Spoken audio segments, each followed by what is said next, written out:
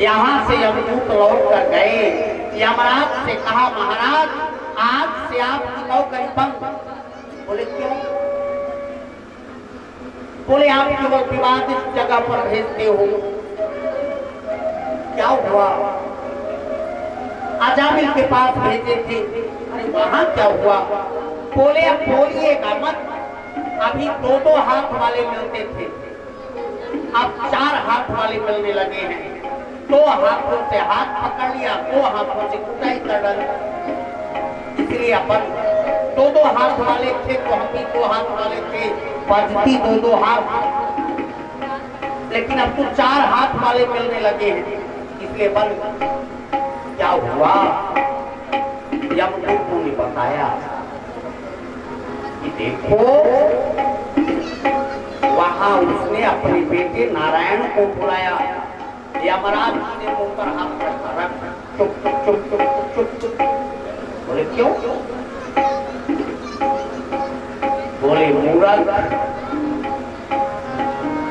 इस नरक में नारायण का नाम लेगा, जिसके कान में जाएगा सब स्वर्ग चले जाएंगे। Then I will become king without kingdom. मेरा सारा राज्य समाप्त हो जाएगा, बिना राज्य का राजा बचूंगा।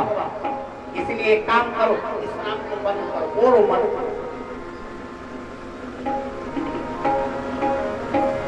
और अजामिल ये सब देख रहा था।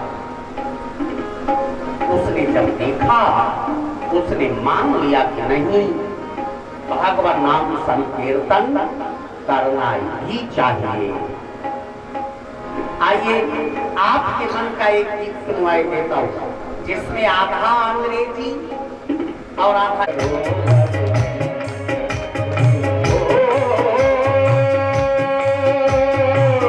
आना जाना यहाँ निरंतर आना जाना यहाँ निरंतर, कोई न परमानंद भैया भजन करो हर दिन, भैया भजन करो हर दिन।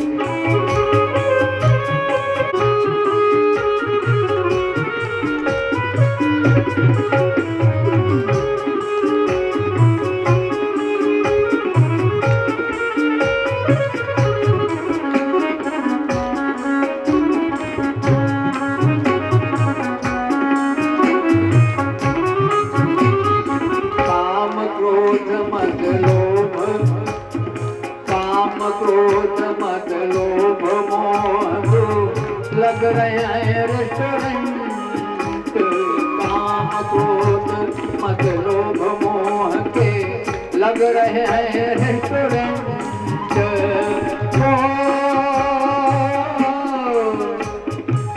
खाली पीली मौज उड़ाली कब होगी प्रेम, भैया भजन करो भैया भजन करो। आना जाना यहाँ निरंतर, आना जाना यहाँ निरंतर, कोई न परमानंद भैया भजन करो हर दिन, भैया भजन करो हर दिन।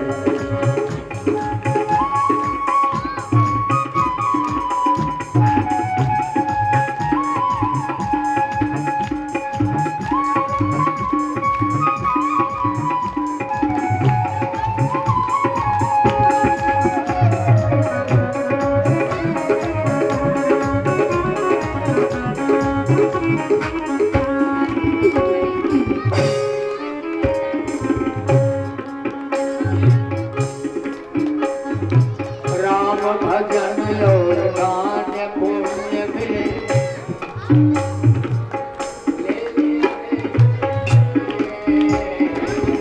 राम भजन और एक माला निकाली और नारद जी को पहनाई। नारद जी बहुत प्रसन्न हुए कि भगवान ने मुझे अपनी माला पहनाई।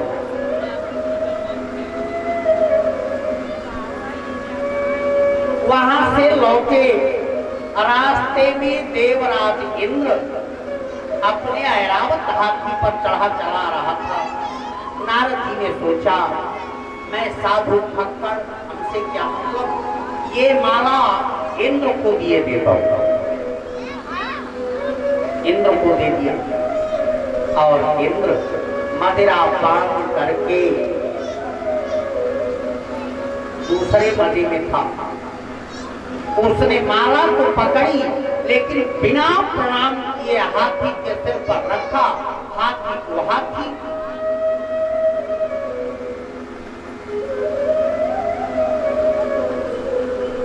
कुछ खाया, कुछ पैरों तले रौदा, कुछ फेंक दिया, कुछ कुचल कर फेंक दिया।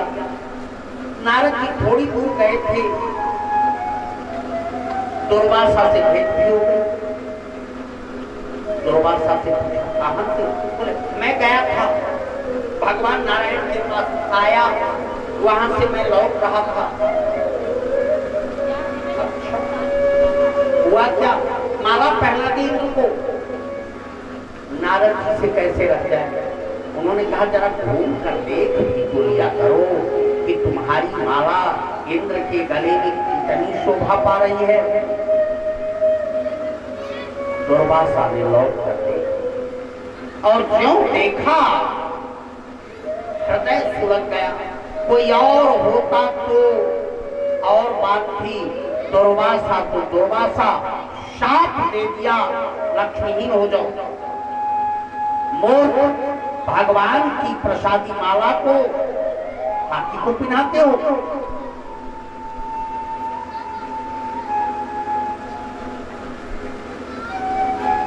और उसी समय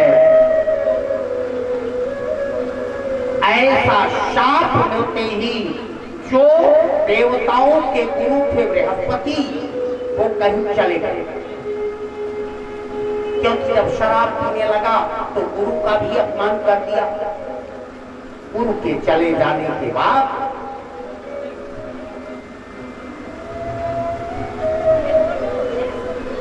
देवताओं ने बिना गुरु पद के निगुरु रहकर अपना कार्य कारण संपन्न शुरू किया। इसी बीच ब्रह्मा जी ने कहा कि देखो, बिना गुरु के जीवन नष्ट ही है, कोई गुरु बना लो। बोले, किसको बनाओ? को अपना गुरु बना लिया। और जब स्वरूप ब्राह्मण को अपना गुरु बनाया तो विश्वरूप के पिता थे तस्ता ऋषि ने विश्वरूप ब्राह्मण को देवताओं को दे दिया। विश्वरूप ब्राह्मण के 3 सिर थे। एक से वेद मंत्र बोलता था और एक से सोमपान करता था और एक से मदिरा पीता था। लेकिन था तो पृथ्वी का ब्राह्मण, उसने पढ़ा था वसुधैव कुटुंबकम, हम देवताओं के पुरोहित हैं कि दैत्यों के। इससे क्या मतलब? वो हमेशा देवताओं के निमित्त हवन करता और दैत्यों के कल्याण का भी हवन कर देता। ये बात इंद्र को अच्छी कम लगी। इंद्र पपीहा, गौरैया और तीतिल तस्ता ने क्रोध में आकर वृत्तासुर को प्रकट किया कि मेरे पुत्र का वध इंद्र ने किया है। इधर ब्रह्म हत्या भी लगी। जैसे तैसे ब्रह्मा जी ने ब्रह्म हत्या को एक समझौते के रूप में बनाया। क्या क्या जानते हैं? ब्रह्म हत्या के 4 भाग किए। एक भाग पृथ्वी को दिया, जो ऊसर का भाग आप देखते हैं, ऊसर, ये इंद्र की ब्रह्म हत्या का भाग है। पृथ्वी को आशीर्वाद मिला कि चाहे जितना बड़ा गड्ढा तुम में खोदा जाए कुछ दिनों में अपने आप भर जाएगा। पृथ्वी ने स्वीकार कर लिया, चलो 1/4 ग्रहण करती हूँ। 1/4 भाग जल और नदियों को प्रदान किया। नदियों में जो फेद का भाग होता है वो ब्रह्महत्या का भाग है। इसलिए किसी भी नदी में या नद में स्नान करने से पहले हाथ से चला देना चाहिए, तब स्नान करना चाहिए। 2 भाग हो गए। तीसरा भाग वृक्षों को प्रदान किया। जो गोद का भाग निकलता है वह ब्रह्महत्या का प्रसाद है। वृक्षों को भी आशीर्वाद मिला कि आप चाहे जितने घाव हो जाए वो अपने आप भर जाएंगे। जल को आशीर्वाद मिला कि जल ही जीवन होगा, इसके बिना कोई रह नहीं सकता। और 1/4 भाग बचा वो माताओं को दिया, जो प्रतिमाह ऋतुकाल के रूप में दर्शन होता है। माताओं को भी एक आशीर्वाद प्राप्त था कि आजीवन काम वासना की पूर्ति वो कर सकेंगे। और